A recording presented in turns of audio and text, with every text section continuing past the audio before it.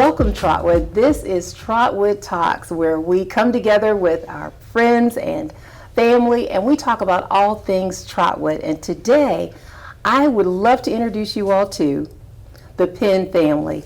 They are with Global, and they are going to share with you about the relationship that we've built over time with them and what we're going to be doing in the future. So, gentlemen, hello. How are you? Good. How are you? Thanks for having us. Great. Thanks for having us. I'm so glad that you're here. So why don't you tell us a little bit about how our relationship has grown over time? Well, we were first introduced to Trotwood, back in almost 7 years ago. We met a wonderful person, Melinda Castro, who was the property manager at Westbrook Apartments since 1998, and fell in love with her, fell in love with the property, and it really started from that.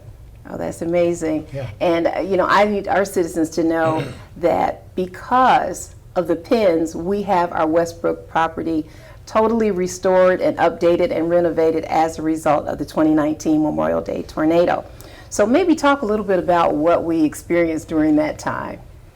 Well, the frontline people, it was just, we were far removed from it, but the people that were there day to day, getting the call during the middle of the night when the tornado hit, Melinda and my business partner and my brother, Brian Anderson, were there immediately that morning. And they, their families, our staff, did everything we could to help all of our tenants relocate. It redefined a nightmare, and that's nothing compared to what our families experienced in seeing their everything gone in a matter of hours. But you and your team and the entire Trotwood community came to our support and helped encourage us to rebuild. We needed you, and we thank Congressman Turner. He got in there and he helped us out as well. He did. But we really needed you back in our community. But it started with you. Well, thank you. It really matters. One of the things that we share often is that relationships matter. Absolutely. And out of the relationships that we've established, we've moved on to other projects. And I'd love for you to talk to us about that. So Aiden, you want to talk a little bit about that? So right now, at the site 6206 Wolf Creek Pike, on the intersection of Wolf Creek Pike and Olive Road, we have about 45 acres right now. Actually, in total, 85 acres under option with us.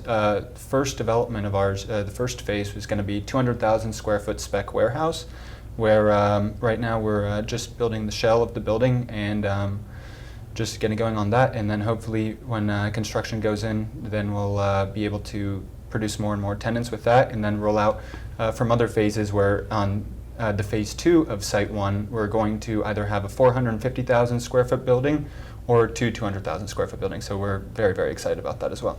That's amazing. We've often talked about the location of Trotwood being so close to 49 and 70 and 75. That is a perfect location for the work that it is that you're doing.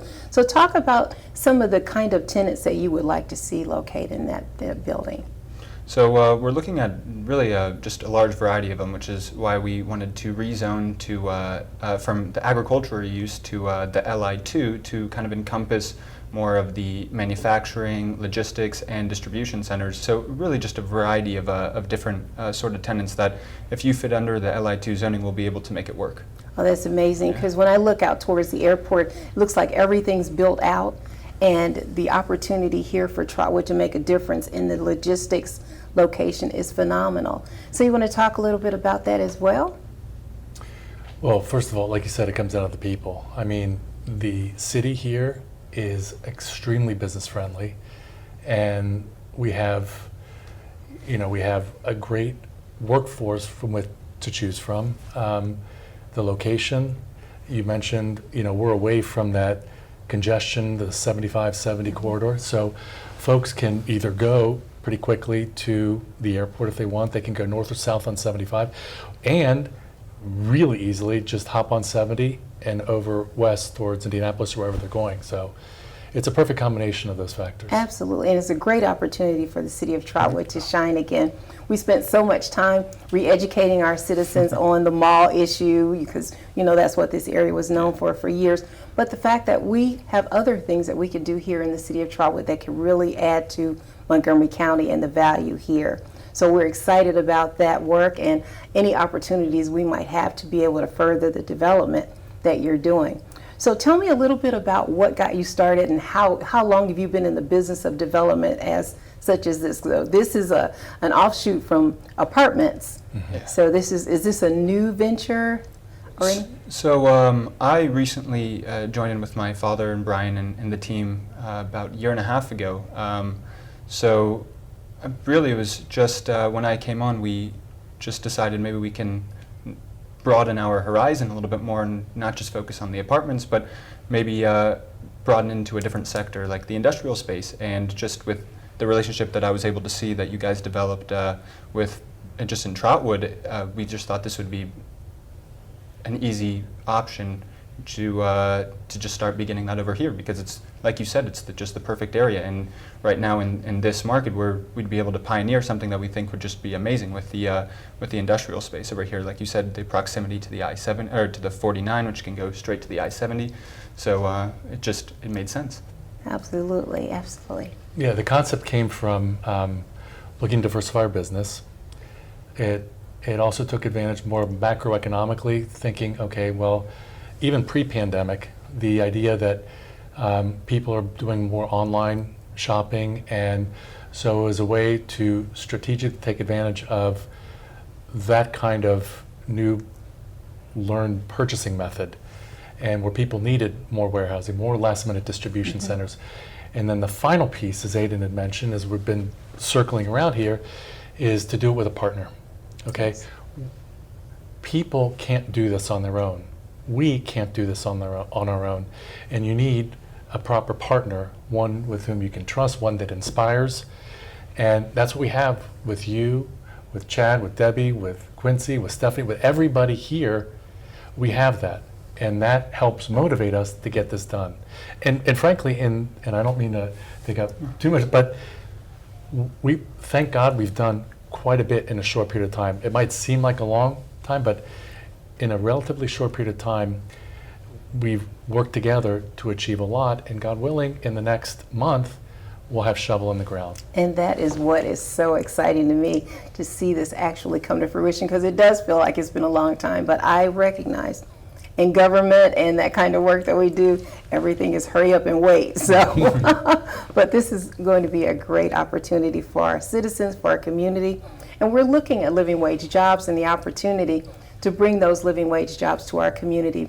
One of the challenges we often hear is average household incomes not necessarily being at the level that we would need them to be to have certain kinds of development coming in the community. So you fit directly in where we need to be. Our promise is we're not going to penalize our citizens for being retired. We're not going to penalize citizens who don't necessarily have a lot of income. But what we're going to do is create average household income opportunities. We're going to talk about creating living wage incomes for our community so that our citizens recognize that they have opportunities to lift their incomes for their families and become the kind of citizens that we want to see grow our community into a greater place. So this is going to fit right in with what we're doing. Absolutely, and I think things happen for a reason. Sometimes we don't know what that reason is until you figure it out later, but we're hoping that with what we have with Melinda and Brian and all of us together at Westbrook, we would love that the jobs that will be created at the site, we have a place for the people. Absolutely. And we're gonna push our tenants at Westbrook to be the first ones in line for those jobs. That's wonderful, and that's what we need, because you have workforce housing over there where these folks that live there are actually paying the kind of rents that you expect in a community where people are working and able to have these incomes levels what we like to see happen within the community. Absolutely. So we're excited about that. Well, thank you so much for joining us for Trotwood Talks. We're going to share this information out in the community. We want people to know the kind of friends that we have developed here in the city of Trotwood and to look forward to really, really great things happening. So citizens, thank you so much for joining us today. This has been a wonderful conversation. We're going to be with the Pens tonight as council will vote on the legislation to move us forward. But we're extremely excited that they are here and here from California. Originally from Cincinnati. But Okay. Not too far, but they are here with us and we're excited to have them. So thank you so much and we'll see you next time. Bye-bye.